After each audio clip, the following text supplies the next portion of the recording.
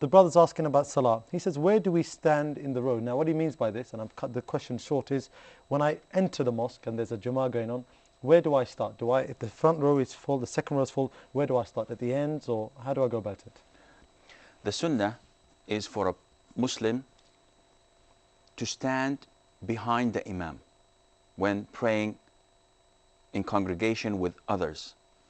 Of course, if he's praying on his own with another person, he should stand beside him.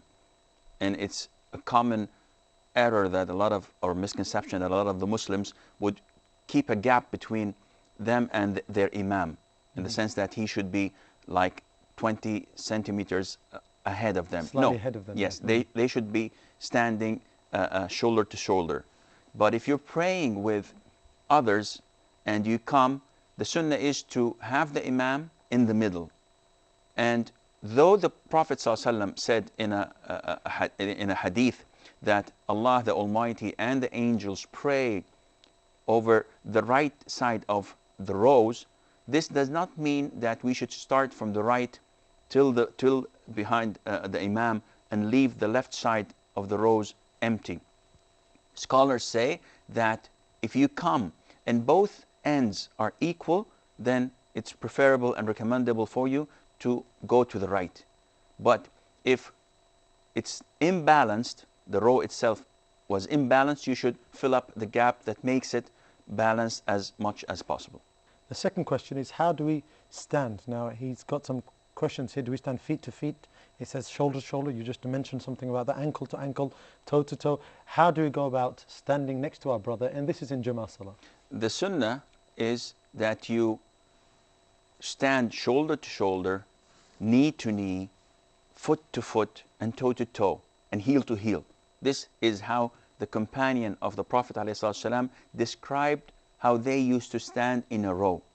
And he also elaborated by saying, if you do this, that on his time, he's mentioning his times.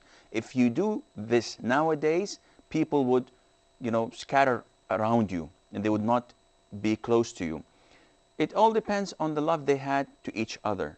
So the companions had so much love to each other to the extent that standing shoulder to shoulder in prayer, sticking their shoulder to the shoulder next to them, and the same thing with the feet, with the knees, with the heels. It was so, you cannot imagine this, because they were so tight together that they stood in prayer as the angels do.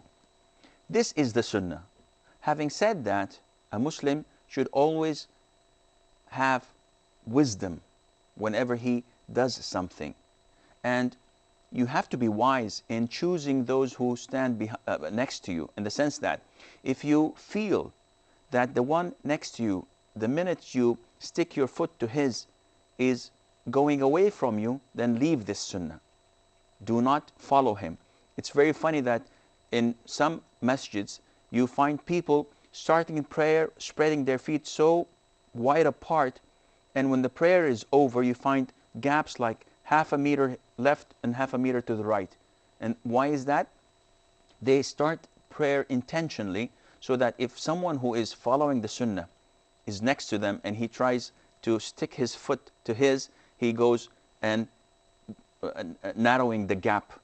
And at the end of the salah, subhanallah, you find lots of gaps, and this is completely unacceptable.